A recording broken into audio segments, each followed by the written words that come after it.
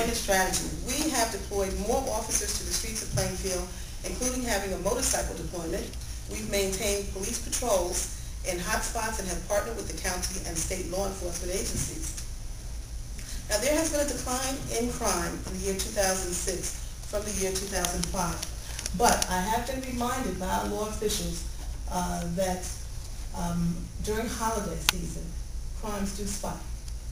And so we did have a couple of crimes, I think it was on New Year's Day, as a matter of fact, 2 local businesses here in the city of Plainfield. But I'm very happy to report that no one was injured.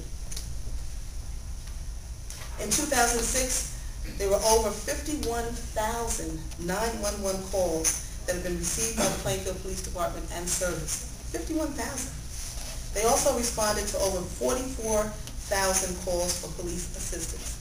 That's a lot. That's a lot of calls.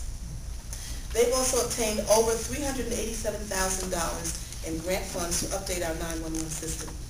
And they aggressively investigate and patrol into gang-related activity, and they're even getting involved in an operation called Ceasefire, which I can't tell you that much about that. It's kind of quiet. But you'll learn more as we make arrests in the city. Next year. Fire department. Okay.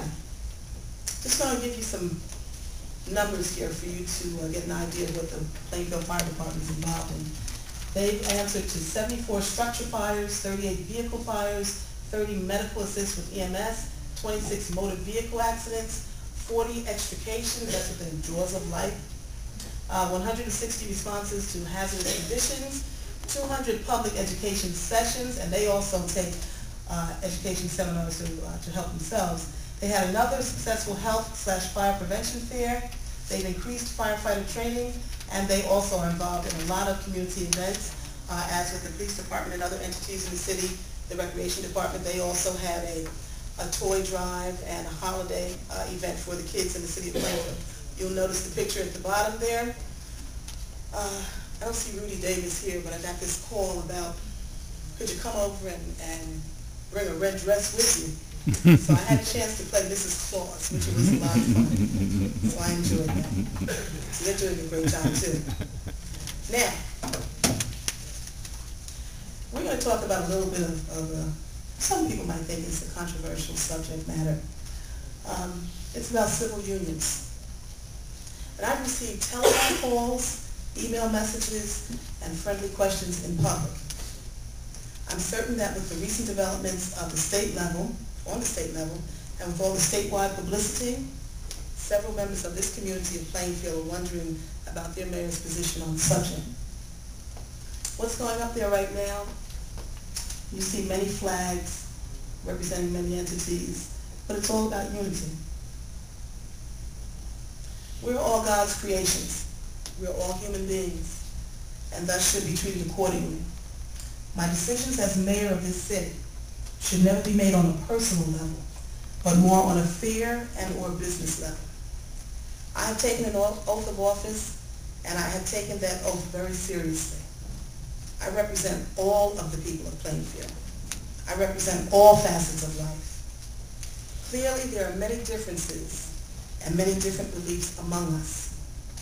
As an elected official, I must lead by example and follow the mandate of our state government. I will perform civil unions.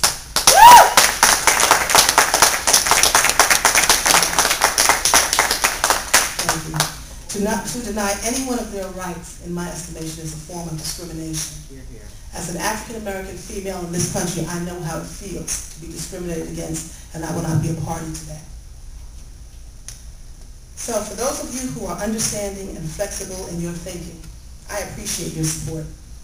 For those of you who disagree with this decision, I ask for your continued tolerance regarding the differences in our residents, and I ask for your respect and partnership, as this for me is the ultimate show of leadership in the truest form of growth by unity. Next, please.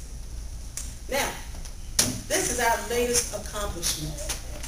This is a rendering of what we're proposing for the new Plainfield Senior Citizen Center. Yeah.